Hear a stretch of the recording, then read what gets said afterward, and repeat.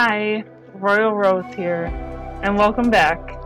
So, I have been through some traumas and some hardships in my life, and I've been to, I think, 5, maybe even 6 different therapists at different periods in my life, as early as 4 years old.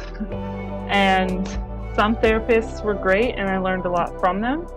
Some weren't the best fit, but today I'm going to be sharing with you 6 of the most important things that I learned from my current therapist. I started seeing her not too long after I had my son because I was struggling with some thoughts of old traumas in my life, and I was as well trying to build better communication and a stronger relationship with my husband, and I wanted skills for that. Part of what she suggested to me was marriage counseling, so I've also been involved in that with my husband for the last 2 years, and that's definitely helped us grow as a couple. If you have traumas or abuse in your life, or you want better communication and relationships, or you want to build your self-esteem and learn to take control of your own life more, I seriously encourage you to reach out and find a therapist, whether that's group therapy, an individual therapist, or a couples counselor. Reach out and find that, because you will be amazed the difference having that person in your life can make. So here are 6 of the most important things that I learned in therapy. The first one is that shame is feeling like you are a bad person for something that you did. Guilt is feeling bad about a thing that you did. Knowing the difference is important for forgiving yourself and for forgiving others. For a long time, I felt a lot of shame about things that had been done to me and things that I had done to other people. And it was hard for me to reach a point of forgiveness because it was hard for me to see the good in myself and see the good in other people. And once I was able to detach myself and detach other people from actions, I was able to forgive the actions and let that hurt go, and then be able to forgive the person to move forward and have breakthroughs beyond the pain that those actions that I caused or that they caused.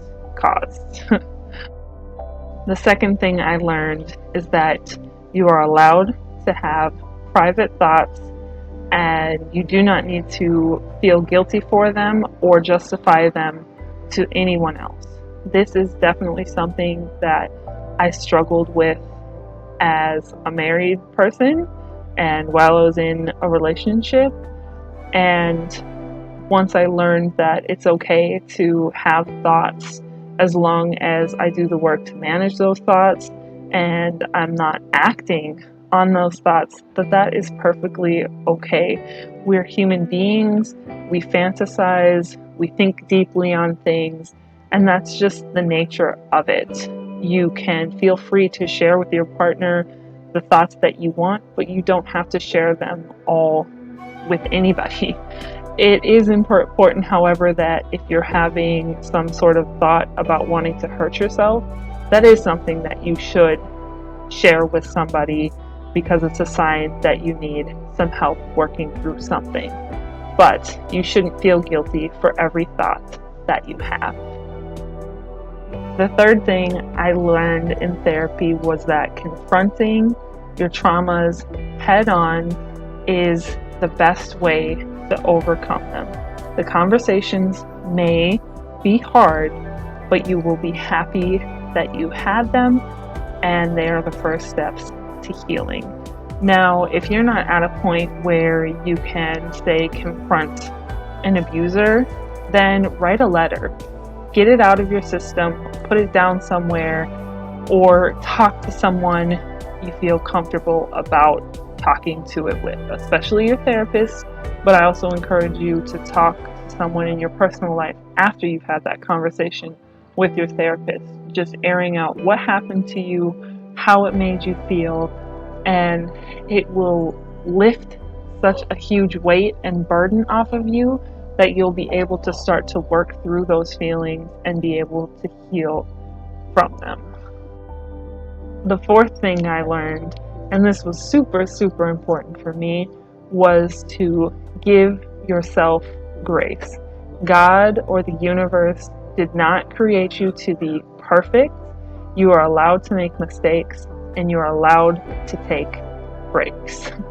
I struggle with perfectionism, and because perfect does not exist, I struggled with how I felt about myself and how hard I was on myself for so long.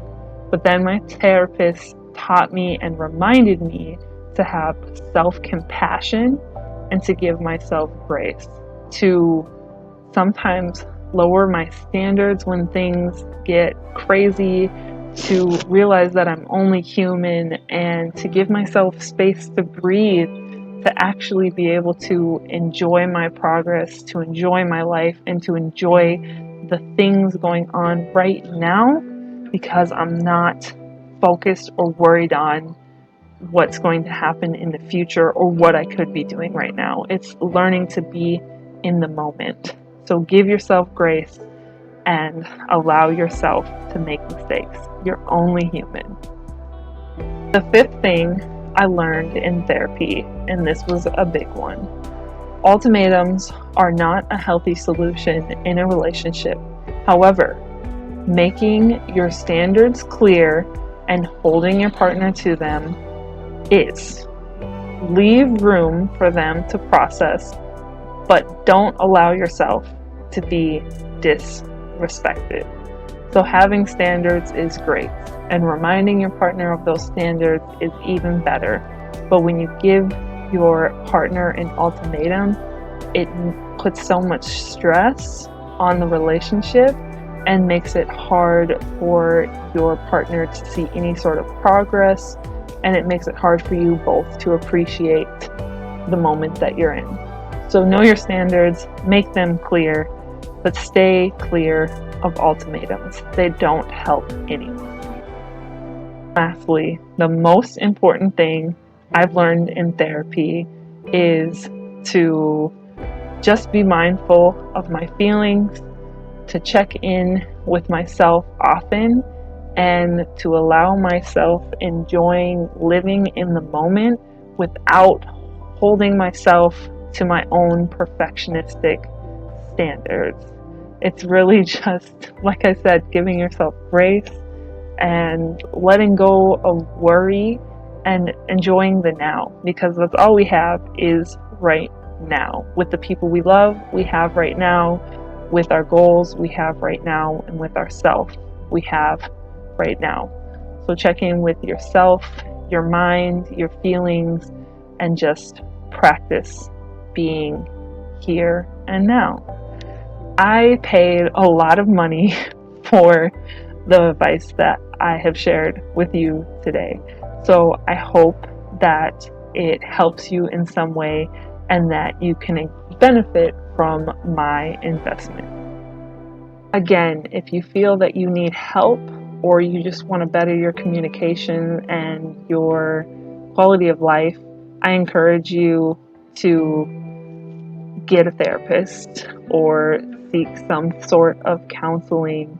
There are apps and websites that allow you to get free or affordable mental health and counseling services. Also check with your insurance, because you may qualify for some free counseling, or through your job, ask them as well. Just really reach out and see what your resources are available for you to get those services and utilize it. I'm also going to share some links in the description for different services I found online, and I hope that that helps some of you and that you're able to grow and heal with those. I'm Rose Madison Jenkins. Stay blessed, stay inspired, and always stay in action. Thank you so much for joining me. I'll see you in the next video.